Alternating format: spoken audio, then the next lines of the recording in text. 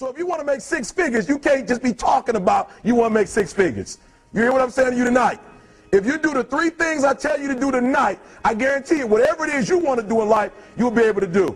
You will be able to accomplish whatever you want to academically, financially, relationally, whatever. So 3 things.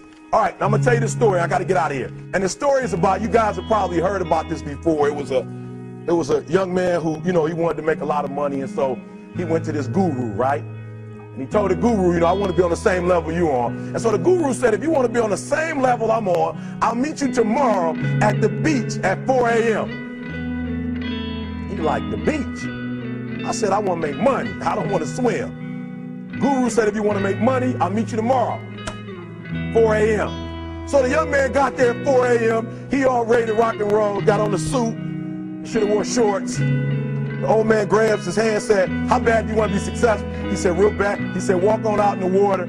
So he walks out into the water. Watch this. When he walks out into the water, it goes waist deep.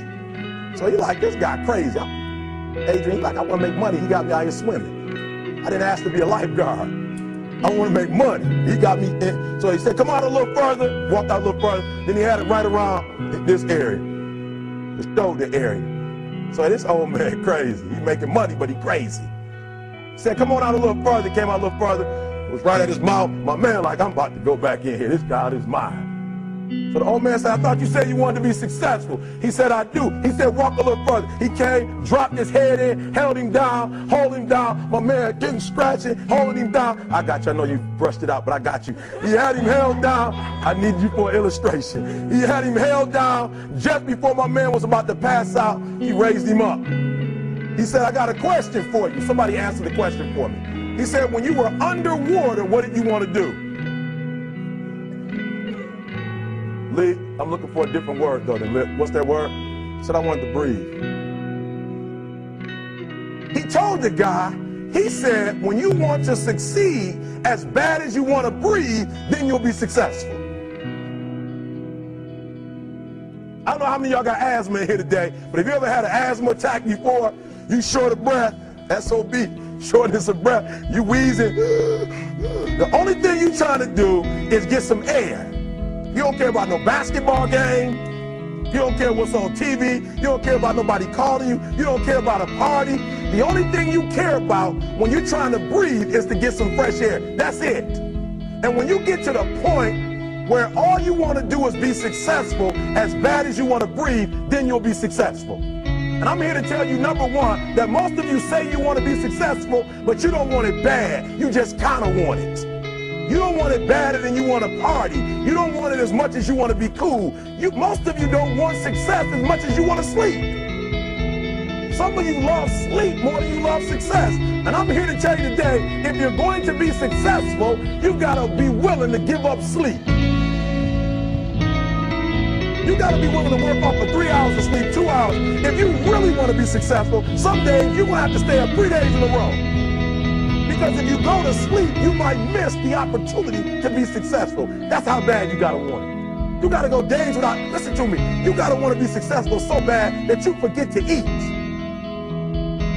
Beyonce said once she was on the set doing her thing, 3 days had gone by, she forgot she didn't eat. Because she was engaged. I'll never forget when 50 Cent was doing his movie, I did a little research on 50, and 50 said that when he wasn't doing the movie, he was doing the soundtrack. And they said, when do you sleep, 50? Sleep, he said, sleep. Sleep is for those people who are broke. I don't sleep. He said, I got an opportunity to make a dream become a reality. Football players, how many football players? Got anybody like football in here? Raise your hand. Anybody like football? Emmitt Smith. I used to be a Cowboy fan. Before they did my boy Tom Landry wrong, I used to be a Cowboy fan. And watch this, there was a commercial. Emmitt Smith had won his first Super Bowl, and he had this commercial when he was lifting weights. I don't know if you saw the commercial when he was lifting, and Emmitt said, you know what? I won the Super Bowl, so I can rest now. He was doing his bench press. So he said, I won the Super Bowl, so I can rest now. So he throws up about 325, boom. And he rests for about 2 seconds. And he boom, boom, boom. Did you see that? He'd already won a Super Bowl. He said, I think I'm going to take a rest. And he rests for how long? 1 second. Most of you won't be successful because when you're studying and you get tired, you quit. And I'm here to tell you today, if you got somebody came to my office the other day crying. I said, look, don't cry to give up. Cry to keep going. Don't cry to quit. You already in pain. You already hurt. Get a reward from it. Don't go to sleep until you succeed. Listen to me. I'm here to tell you today that you can come here, you can jump up, you can do flips, you can be excited when we give away money. But listen to me, you'll never be successful until I don't have to give you a dime to do what you do. You won't be successful until you say, I don't need that money, because I got it in here. So listen to me. Emmitt Smith said this at the end of the commercial. Emmitt Smith said, all men are created equal. Some work harder in preseason. I'm going to say it again because you might have missed it.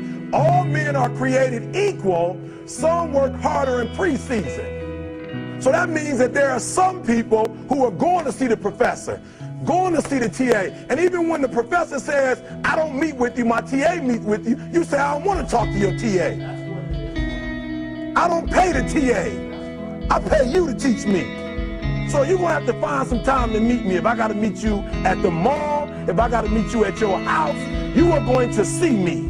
Listen to me. All men are created equal. Some work hard in preseason. When I went to college, guys were way smarter than me. 4.0s, 3.0s. They went to the Ivy League high schools, came to Oakwood from these great high schools. Most of them are not doing what I'm doing. Why? Because it's not about where you come from. It's about heart.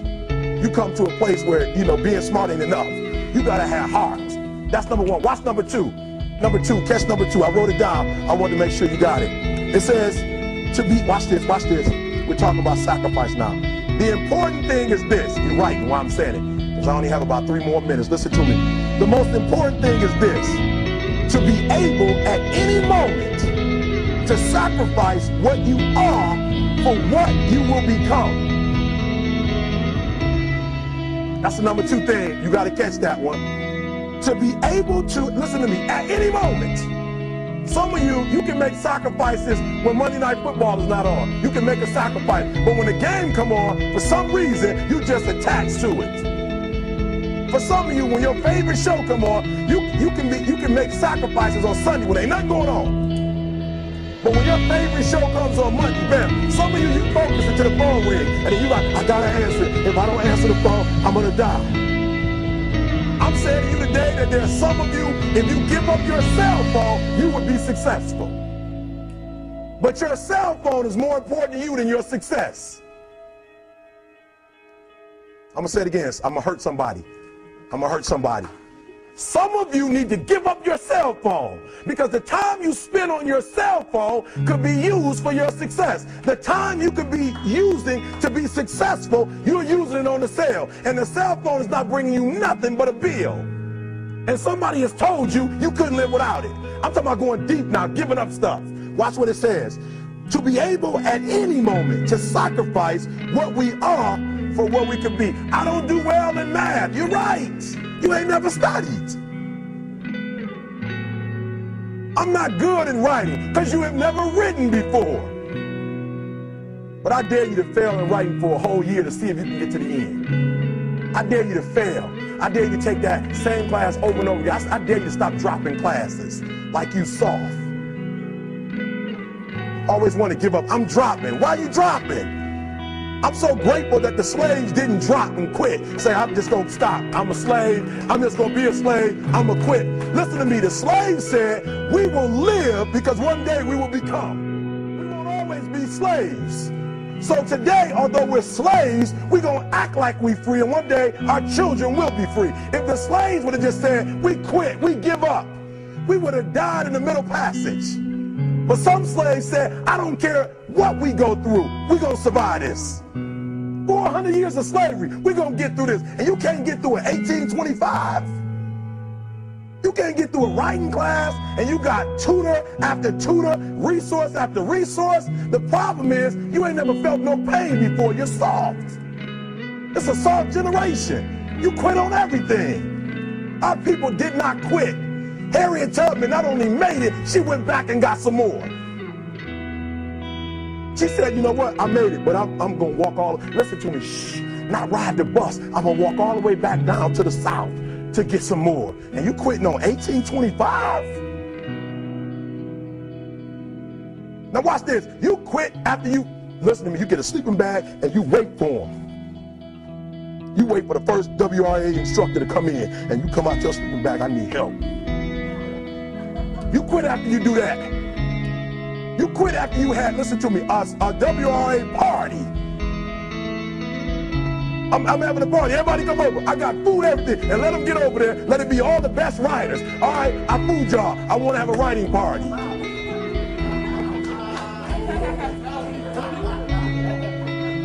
I'm serious. You quit and you ain't even tried yet. Last one, I'm sorry. Last one. Listen to me. Pain is temporary. It may last for a minute, or an hour, or a day, or even a year. But eventually, it will subside. And something else will take its place. If I quit, however, it will last forever. Listen to me, I'm telling you as I leave. I was homeless for 2.5 years. And the problem with most of you never felt no pain before. Y'all spoiled. Y'all spoiled. Some of y'all spoiled. Just bottom line. Your parents have done everything for you. You never had to do nothing for yourself. You're spoiled. We're going to keep it real tonight. Some of you are spoiled brats. Every time you ever got in trouble, somebody in your house got you out of it. Every time you've done something you're not supposed to do, people say, Eric, your mother's a tyrant. You're right. She kicked me out. You're right. She's mean, but she developed a man because she put me out there and said, you're going to have to grow up. And some of you have never learned to grow up. And so every time something get hard, you quit, you call mama. I dare you to take a little pain. I dare you. I dare you not to go home. Somebody said, I don't go home, I feel bad. Go through it. You ain't gonna die. At the end of pain is success. You're not gonna die because you're feeling a little pain. I'm not eating like I eat at home. That's why you're about to go to the next level, because if you keep eating like you ate at home, you'll keep being a boy or a girl. It's time to become man, woman. So don't worry about a little pain. My greatest asset is I was homeless, so I can't feel a whole lot of pain. I've already been alone. There's not a whole lot of hurt I can feel on a little paper, on a little test. So I leave you, listen to me. We have gotten to a point where it's midterms and we're moving forward. The days of you getting money, I'm not saying we quitting, but I'm saying the day has got to go from external to internal. You have to give it everything you got. No more TV, no more parties, no more playing. If you don't have a 4.0, what you need to be doing is studying. Get off the phone. I'm sorry, I'm not available until the end of this year. No, I'm for real. You reached the right number, but you called me at the wrong time. Call me back January 1st. I'm about to get busy now. Huh? I want you to have a countdown of your own and say when the countdown is over, we're the real, watch me, because when I was homeless, I knew something was wrong. I knew that wasn't the best of me. And one day I said, will the real Eric Thomas please stand up? Will the real Eric Thomas please stand up? Stop being this high school dropout. Stop giving up. Stop sleeping on the street. Stop walking up and down Fecal Avenue like you ain't got nothing, and get your GED. Stop being afraid to take a test. Stop being afraid to go to college because your daddy didn't go and your mama didn't go. Stop being afraid and be the best Eric Thomas you can be. But listen to me, it's going to be hard. It took me 12 years to get a 4-year degree, but I got it. And guess what? On a degree, it don't have dates. So if it took you 4 and it took me 12, it don't show up nowhere. But I'm exactly where I wanted to be because I realized I got to commit my very being to this thing. I gotta breathe it, I gotta eat it, I gotta sleep it. And until you get there, you'll never be successful in life. But once you get there, I guarantee you, the world is yours. So work hard and you can have whatever it is you want. Thank you guys for your time.